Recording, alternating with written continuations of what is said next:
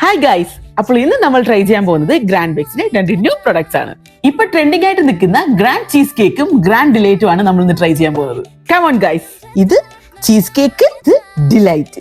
എല്ലാരും ഭയങ്കര സംഭവമായിട്ട് പറഞ്ഞ ചീസ് കേക്ക് ആണ് നമ്മൾ ഇന്ന് റിവ്യൂ ചെയ്യാൻ പോകുന്നത്.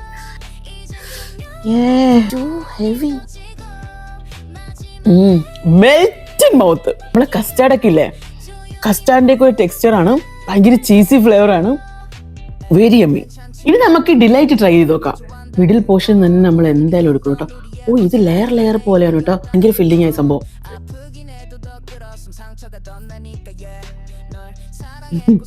Very rich.